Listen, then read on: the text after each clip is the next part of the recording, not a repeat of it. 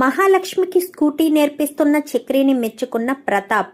అసలు ఇదంతా ఎలా జరిగిందనేది వీడియోని స్కిప్ చేయకుండా చివరి వరకు చూడండి. పొదరిల్లు రేపటి ఎపిసోడ్స్లో ఏం జరగబోతుందో ముందుగా తెలుసుకోవాలి అనుకుంటే వీడియోని లైక్ చేసి ఛానల్ని సబ్స్క్రైబ్ చేసుకుని పక్కనే ఉన్న బెల్ సింబల్లో ఆల్ పై క్లిక్ చేయండి. మహాలక్ష్మి చక్రి ఇద్దరు ఒకటవ్వాలని మీరు కూడా కోరుకుంటే కామెంట్లో ఎస్ అని టైప్ చేయండి. మొత్తం మీద చూసుకున్నట్లయితే గనుక చక్రి యాక్సిడెంట్ చేయడంతో ఇంకా పోలీస్ స్టేషన్లో పెట్టడంతో మహాలక్ష్మికి స్కూటీ కొనడం కోసమని దాచిన 25,000, అలాగే కేశవ దగ్గర ఉన్న డబ్బులు, మాధవ్ దగ్గర ఉన్న డబ్బులు, కారేశ్వరరావు ఇచ్చిన డబ్బులు మొత్తానికైతే 50,000 ఇచ్చి చక్రినైతే విడుదల చేస్తారే గాని డ్రైవింగ్ లైసెన్సు తీసేసుకుంటాడు.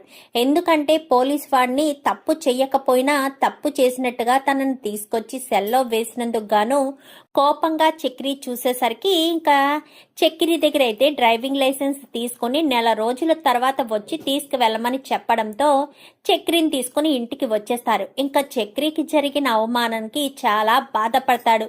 ఆ 25,000 రూపాయలతో స్కూటీ అయినా తీసుకొచ్చని గదిలోకి వెళ్లేసరికి అక్కడ డబ్బులు కనిపించవు.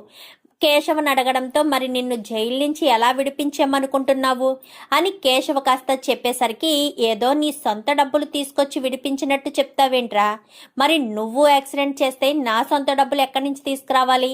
నా దగ్గర ఉన్న డబ్బులే నేను ఇచ్చాను, నా దగ్గర 9,000 మాత్రమే ఉన్నాయి, అవే ఇచ్చాను అంటూ చెప్పేసరికి సరే ఇంకా ఏం మాట్లాడాలో అర్థం కాక సైలెంట్గానే అక్కడి నుంచి వెళ్ళిపోతాడు. ఎందుకంటే కేశవని కొట్టుకుంటారు డబ్బులు తీసుకున్నందుకు.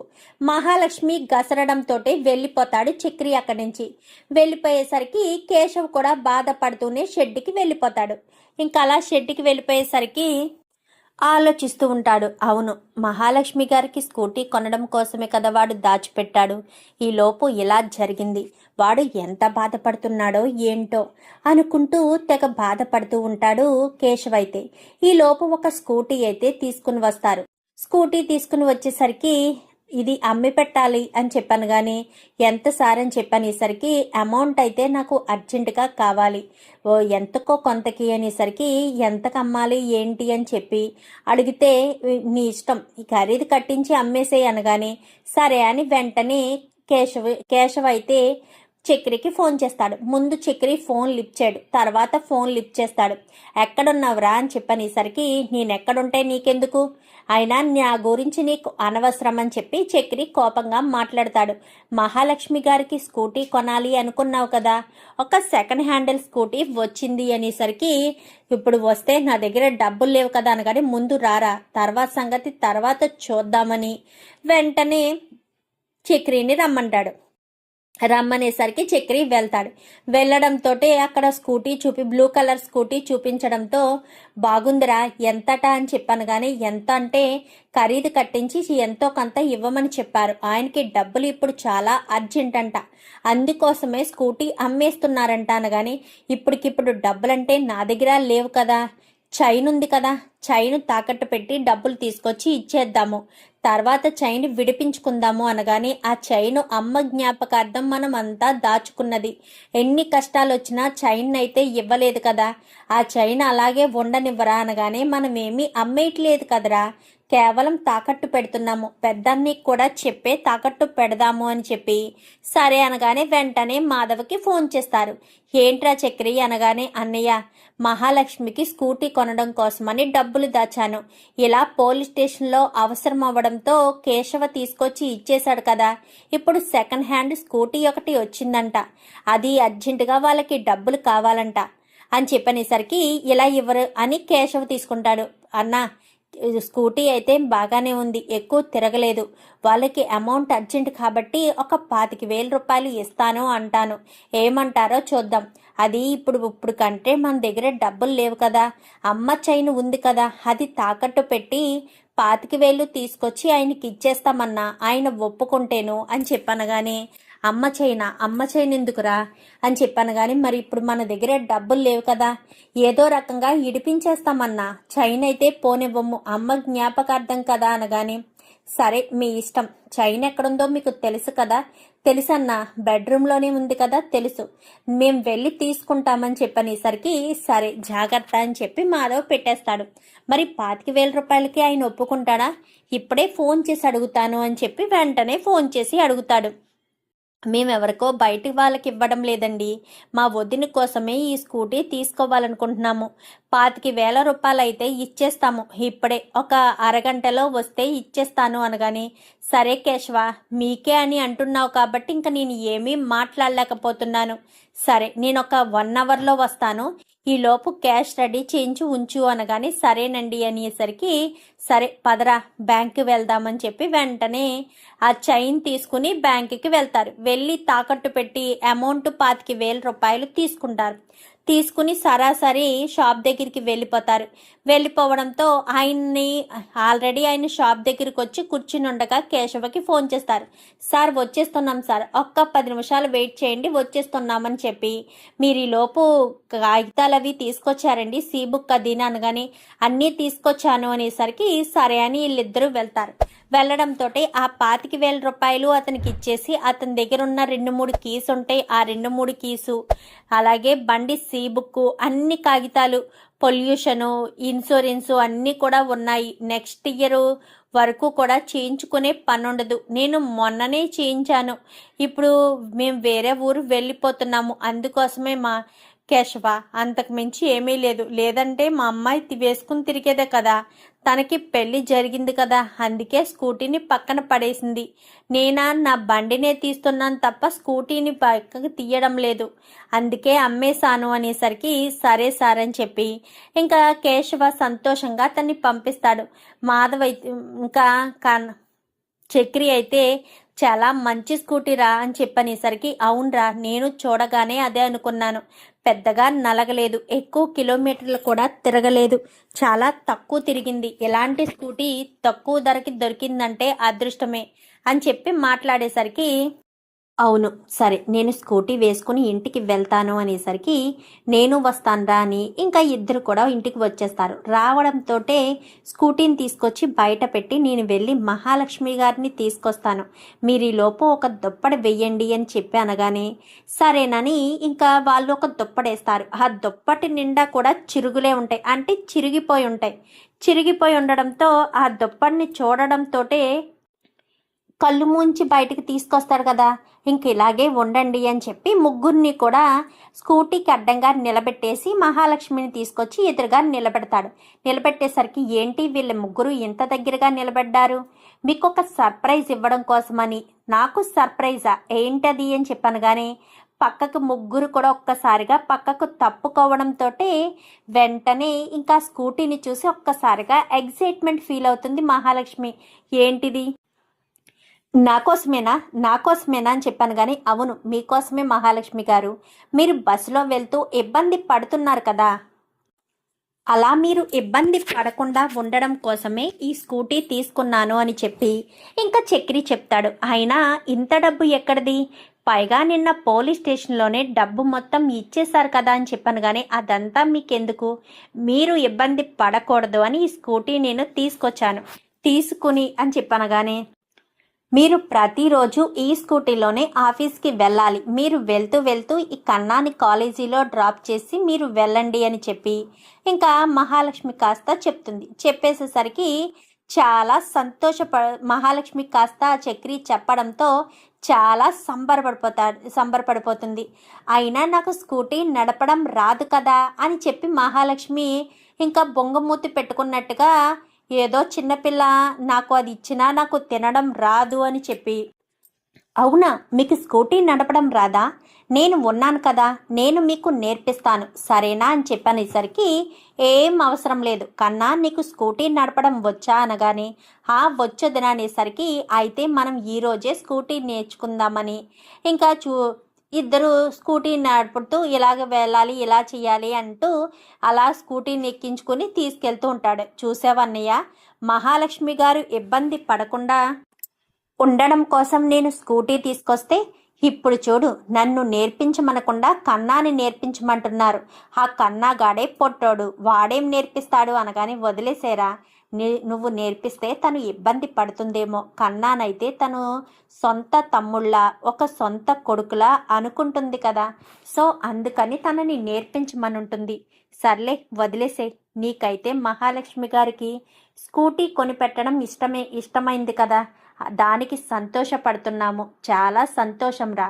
కానీ నిన్ను కూడా అర్థం చేసుకుంటే బాగున్ను. నీ ప్రేమను కూడా అర్థం చేసుకుని జీవితాంతకాలం మన ఇంట్లోనే, మన ఇంటి కోడలుగానే మహాలక్ష్మి గారు ఉండిపోతే బాగున్ను అని కోరుకుంటున్నాము. మహాలక్ష్మి గారు చూసినప్పుడే నేను ఇష్టపడ్డాను. తర్వాత ఆవిడ నాకు పరిచయం అయ్యారు. ఆ తర్వాత పెళ్లి విషయం చెప్పుకున్నారు, తన ప్రాబ్లం గురించి చెప్పుకున్నారు, ప్రతి విషయం నాతో పంచుకున్నారు. కానీ నేను మొదటి నుంచి ఆవిడని ఇష్టపడుతూనే ఉన్నానన్నయ్య. ఆవిడంటే నాకు చాలా ఇష్టం. అంత ఇష్టపడే వ్యక్తి నన్ను కూడా అర్థం చేసుకుని నాతోనే జీవితాంతకాలం ఉంటే బాగుంటుందని నేను కోరుకుంటున్నాను. కానీ ఆ భగవంతుడు మా బంధాన్ని ఎంతవరకు రాశాడో తెలియడం లేదు. రే చక్రి, బాధపడకరా.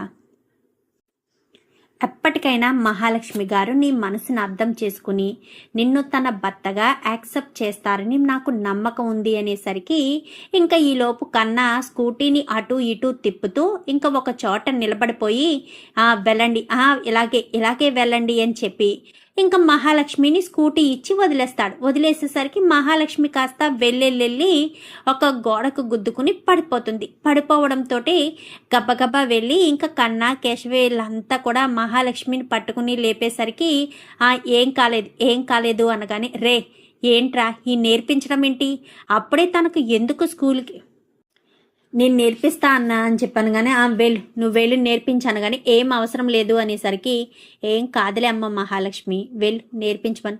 రే కేశవ నువ్వు నేర్పిస్తావా అనగానే, లేదు నేను నేర్పించను అనేసరికి, సరే నేనే నేర్పిస్తానంటూ ఇంకా మహాలక్ష్మికి, చూడమ్మ మహాలక్ష్మి, ఈరోజు నీకు దెబ్బ తగిలింది కాబట్టి రేపు నేర్చుకుంది. కానీ ముందు ఎలా అంటే బ్రేకు ఎలా పట్టుకోవాలి, ఎలా స్లోగా వెళ్ళాలి అంటూ ఇంకా మాధవ చెప్తాడు, కేశవ చెప్తాడు, చక్రి చెప్తాడు. ఇంకా ఆ రోజు కాలికి దెబ్బ తగలడంతో ఇంట్లోకి వచ్చేసి రెస్ట్ తీసుకుంటుంది. మరుసటి రోజు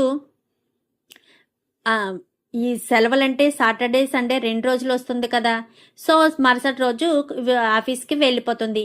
మళ్ళీ సాటర్డే వరకు మళ్ళీ సాటర్డే రానే వస్తుంది. రావడంతో పొద్దుట లేచి చక్రి గారు రండి అని చెప్పి మహాలక్ష్మి కాస్త రెడీ అయిపోతుంది. ఏంటి ఎక్కడికి అనగానే, స్కూటీ నేర్చుకోవడానికండి.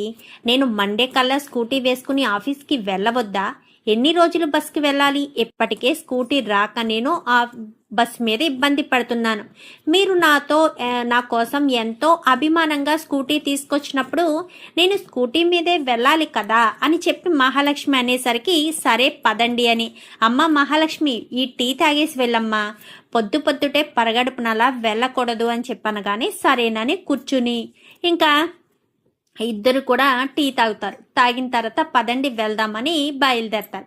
బయలుదేరేసరికి ముందు మహాలక్ష్మి కూర్చుంటుంది, వెనకాల చక్రి కూర్చుని ఇంకా నడుపుతూ చెప్తూ ఉంటాడు, ఎలా పట్టుకోండి అలా పట్టుకోండి అని చెప్పి చెప్తూ ఉంటాడు.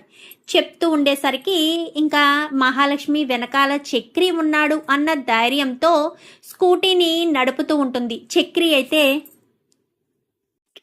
ఇంకా అలా శనివారం చాలా అంటే ఇంచుమించుగా 10-11 అయ్యేంత వరకు, ఎండ బాగా ఎక్కువ వచ్చేంత వరకు కూడా నడుపుతూ ఉంటారు. వెనకాల చక్రి కూర్చునే ఉంటాడు, మహాలక్ష్మి నడుపుతూనే ఉంటుంది.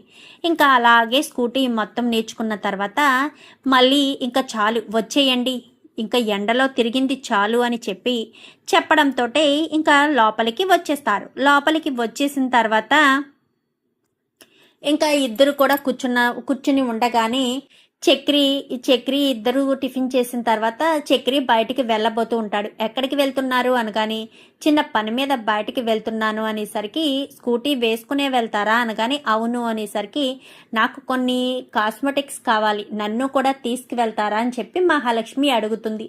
అడగడంతో సరే పదండి అనేసరికి, అన్నా అని చెప్పి పిలుస్తాడు కేశవ. ఏంటి ఏమైందిరా చెప్పు అనగానే, వెళ్ళేటప్పుడు ఎలాగా మహాలక్ష్మిని తీసుకువెళ్తున్నావు కదా చక్రి, వెళ్తూ వెళ్తూనే మహాలక్ష్మి వదిన్నే డ్రైవ్ చేయమను. అప్పుడు నువ్వు వెనకాల కూర్చుంటావు కదా, తనకి ట్రాఫిక్లో కూడా డ్రైవ్ చేయడం కొంచెం అలవాటు అవుతుంది అనేసరికి సరే అని, సరే పదండి అనగానే ముందు చక్రి వెనకాల కూర్చుని ఉంటాడు, మహాలక్ష్మి ముందు నడుపుతూ ఉంటుంది. నడుపుతూ ఉండి మార్కెట్లోకి అలా వెళ్తారు. ఇలా పోనివ్వండి అలా పోనివ్వండి అనగానే చక్రి వెనకాల ఉండి ధైర్యంతో ఇంకా చక్రి వెనకాల కూర్చునుండి అలా నడుపుతూ వెళ్ళడం.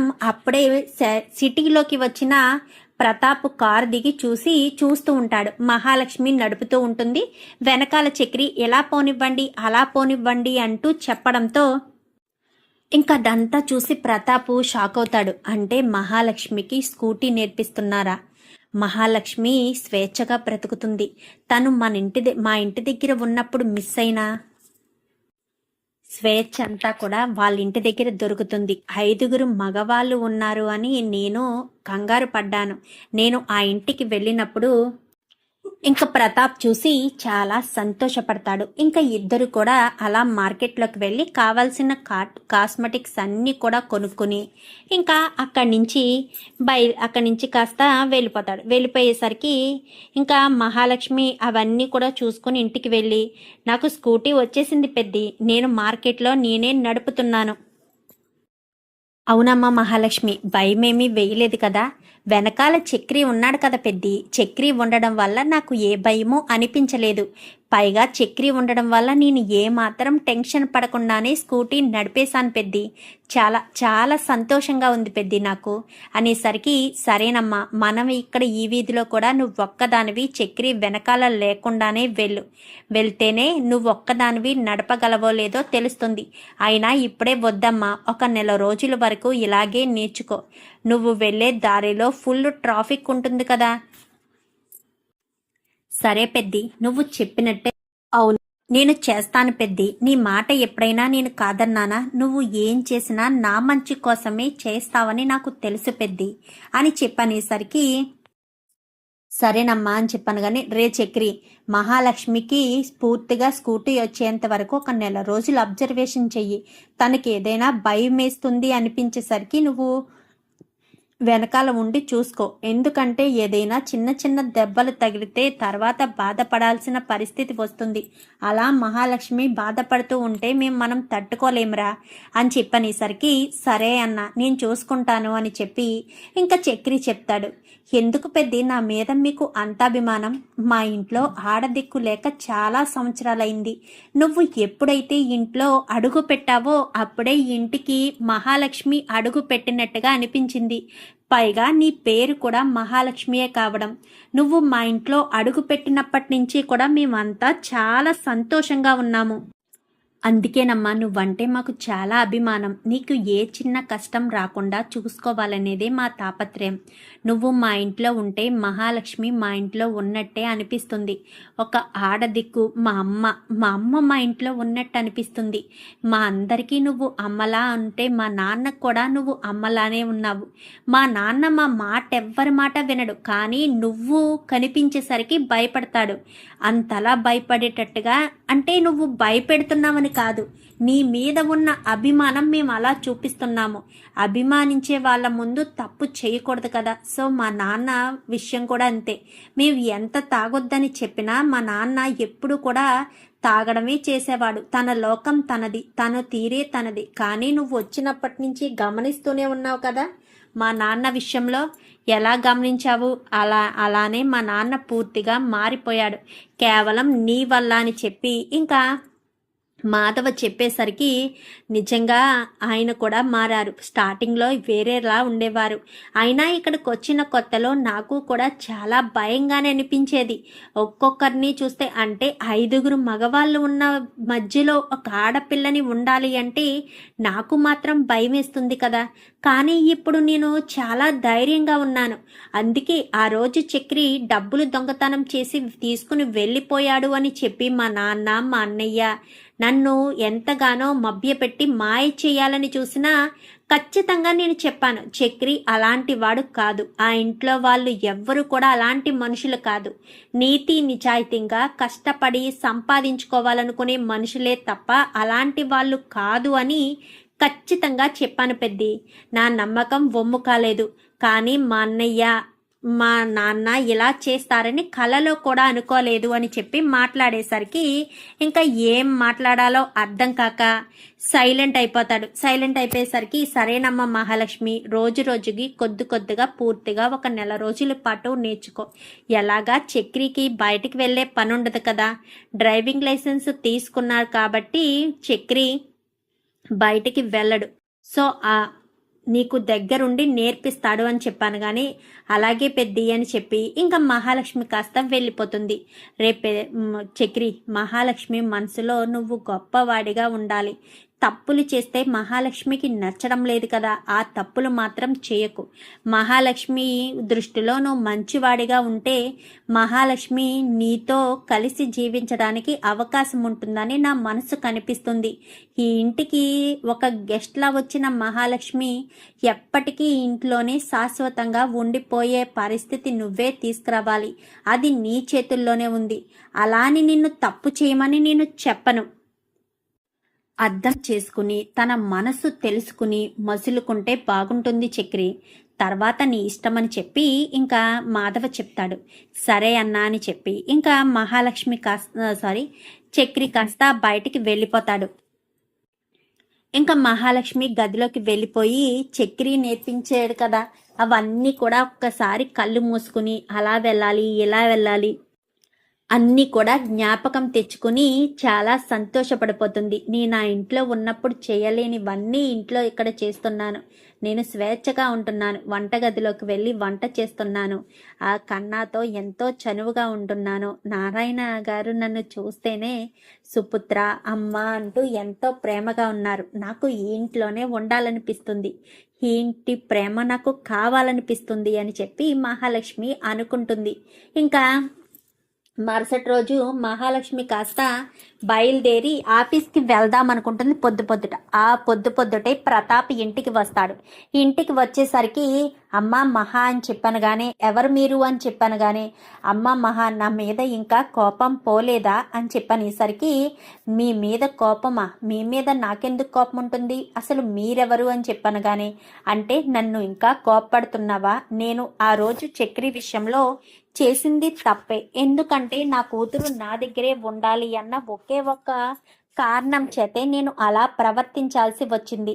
కానీ నువ్వు ఆ కుటుంబం పట్ల పెంచుకున్న ప్రేమ మా మీద ఏమాత్రం లేదని, కన్న వాళ్ళ మీద కూడా లేని నమ్మకం అభిమానం నువ్వు వాళ్ళ మీద పెంచుకున్నావు. ఆ కుటుంబంలోనే ఒక్క మనిషిగా ఉండాలనుకున్నావని నాకు అర్థమైంది. అందుకే నిన్న కూడా నువ్వు చక్రి మార్కెట్కి వచ్చారు, నేను చూశాను. చక్రి నీకు స్కూటీ నడిపిస్తున్నాడు కదా, చాలా సంతోషంగా అనిపించింది. అల్లుడు గారు, మీరు ఎప్పుడూ మా అమ్మాయిని ఇలాగే ప్రేమగా చూసుకోండి. నా కూతురు మా ఇంట్లో చేయలేని పనులన్నీ కూడా అంటే తన సంతోషమైన అంశాలను కూడా మేము పట్టించుకోలేదు. తన స్వేచ్ఛకి ఎప్పుడూ కూడా సంకెళ్ళు వేసి మేము ఎప్పటికప్పుడు తనని అడ్డుకుంటూనే ఉండేవాళ్ళం.